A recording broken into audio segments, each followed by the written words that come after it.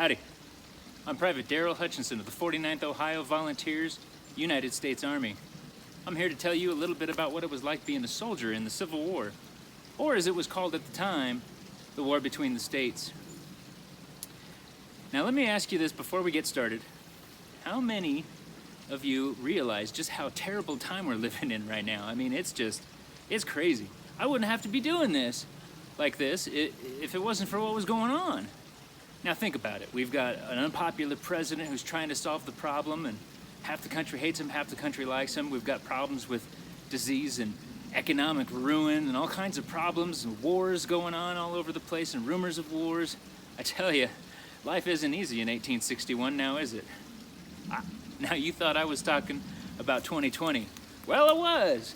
Well, that is kinda.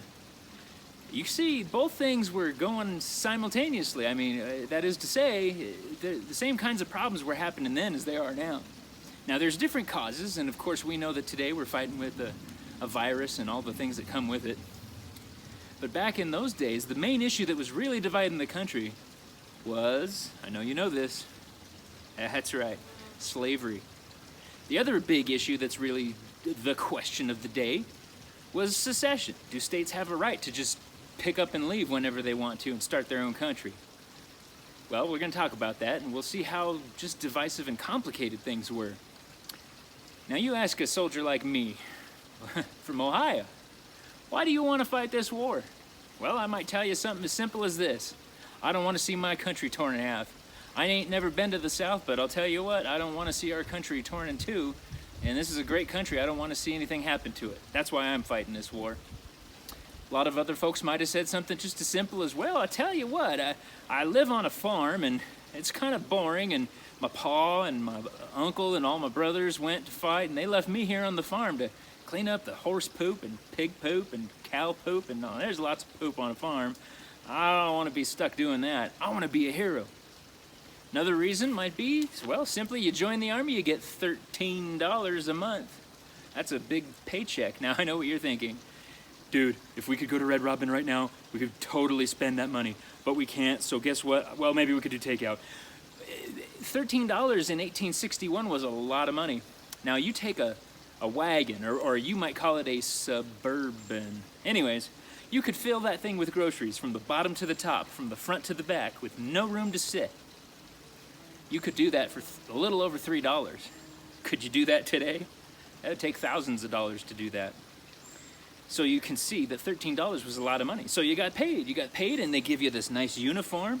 You've got these nice shiny buttons. You can walk down the street like a hero. And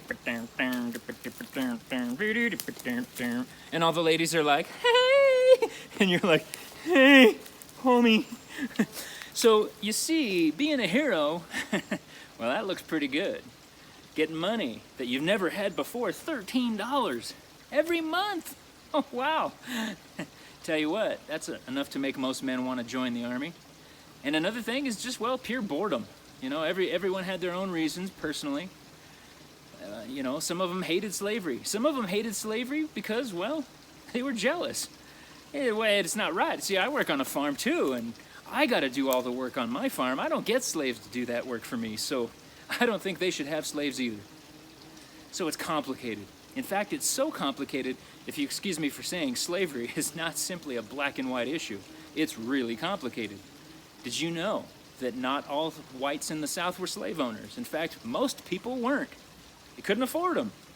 Did you know that there were free blacks living in the South? Did you even know that there were black and Cherokee slave owners? Very complicated, isn't it? Not so simple, easy, black and white, is it? Even in the North, there were slave traders living out of Rhode Island. It was illegal, but they didn't care. They were making money. So you see, it's a very complicated situation. It's not just so easily wrapped up in right versus wrong or black versus white. It's a complicated, messy issue. And not everyone could agree on it. Just like you and your friends in class, they don't always agree on everything. Well, it's no different back then. People are people no matter what time you're in. So let me ask you this. Would you join the Army for any of these reasons? Which one would it be? Or maybe more than one? Well, let's ask a Southerner. Now, being from Ohio, I'm kind of close to the South, but not really. I don't get to talk to many Southerners, but when I do, They sound something sort of like this. Well, you Yankees in the North, y'all just don't understand. You've got your factories and your banks and your stores and your merchants and everything. Y'all just don't understand what it's like living in the South. Okay, well, tell me, Johnny Reb, what's it like? Well, we're hard-working farmers. We have big plantations that we have to work very hard to make our ends meet and make our money. Okay, who works on these plantations? Do you? Yeah, I work on my plantation. Oh, really? Do you pick all the cotton and everything? Well, no, I just make sure my slaves are doing the work. Ah, yeah, I see. So your slaves are doing the work. I have to work on my farm.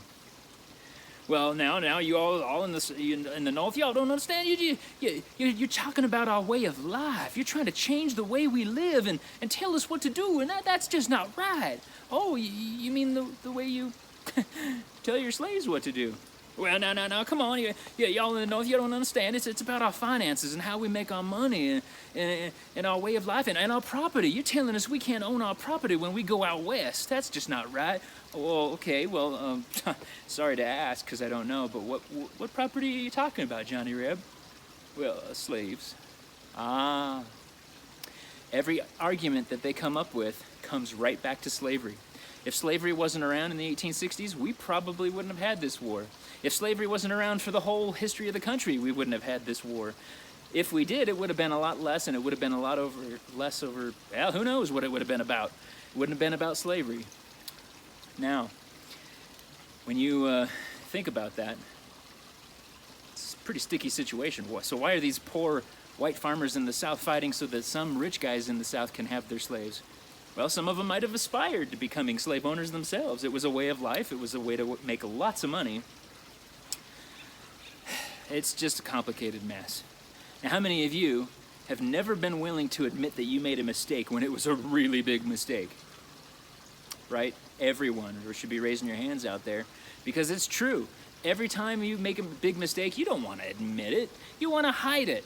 And that, I think, is really what's behind what happened with the South. Whether they believed in slavery or not, whether they had slaves or not, they really didn't want to admit that they were doing wrong or letting other people do wrong. Even in the North, they could say the same things about themselves, knowing what was going on in the plantations down south. So you see, it was a very complicated situation, and we can't just simply solve it really quick. It took some time, and unfortunately, it took a lot of bloodshed. So we're going to talk about that a little bit. So when you're a soldier, you're talking about bloodshed. What are you going to shed blood with? Well, you've got a musket. This musket that the Army gives you is about 10 pounds. Now, that doesn't sound like a lot until you carry it for 20 miles every day wherever you go. Now, this is an 1842 Springfield musket. You're probably thinking, well, wait a minute. This war was fought in the 1860s. Why are they fighting with guns that are like 20 years old? Well, to be honest, when the war started, they weren't ready. They didn't have all kinds of new guns and new uniforms and everything ready to go. So soldiers kind of just came with whatever their states could give them. And everyone came to the ball game wearing different jerseys. You imagine how chaotic that would be. Who do you pass the ball to when everyone's wearing different colors? The enemy could be wearing the same color you were. You don't shoot them, but they shoot you, and well, golly, it just gets crazy.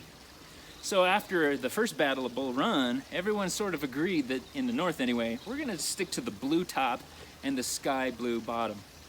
The Confederates, however, weren't so fortunate. They didn't have the kind of money ready to invest in building things, and they didn't really build a lot of stuff in the South. So most of the stuff they had was, well, whatever color they could get their hands on. So as far as that, you got your gun. Now, in order to shoot this gun, you need to have ammunition for it. And in this cartridge box are 40 rounds of ammunition. These 40 rounds of ammunition can weigh up to 60 pounds, depending on what caliber gun you're carrying. That's a lot of gunpowder and lead and gun and everything that you're carrying on this side. It gets really heavy. What else are you carrying? Well, on the other side, we got a canteen. It holds our water. We have a boiler that probably cooks our beans and bacon and whatever else we can get our hands on to cook. Then we got a haversack. Inside the haversack, well, what do you have in your haversack? Well, I have food in mine because that's what the Army told me to put in there. Other boys put some other things in there that they wanted to keep. As you can tell, you got a lot to carry, so you don't want to carry any more than you have to. but this was intended for carrying food. Now, when you're in camp, you don't need to carry lots of food because, well, it's right there in camp. But when you go on a campaign marching out into the battlefield, you want to have something with you. You also carry a bayonet. Now, this bayonet is a blade that attaches to the end of the gun.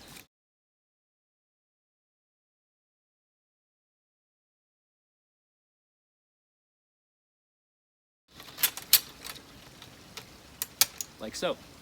So that when you are being charged and you don't have time to load your gun, you can stab, you can slice, you can even hit somebody in the with this part of the gun. Gun's useful in a lot of different ways.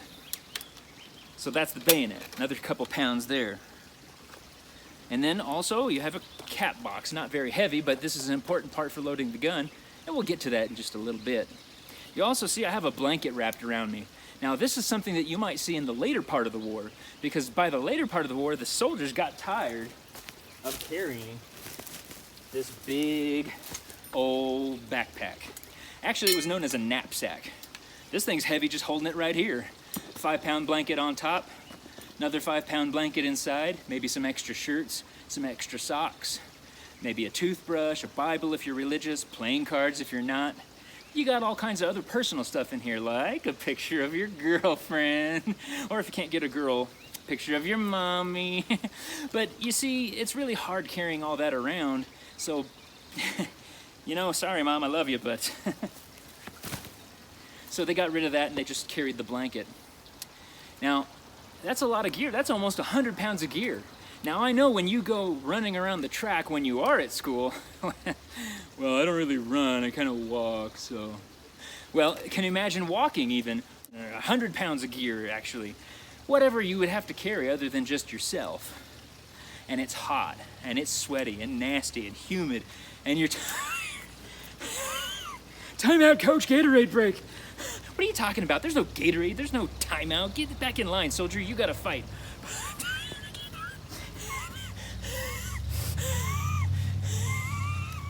So you can see soldier life is, well, a lot of work. There's a lot of drilling and practice to be done. There's a lot of loading and firing to be done. There's a lot of cleaning your gear to be done. The soldier's work is never really done.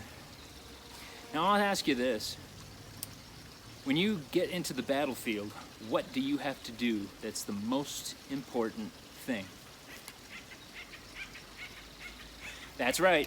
You got to know how to load and shoot your gun. And you're probably thinking, well, gosh, it's just like in the movies. Get to the chopper, go! Go now!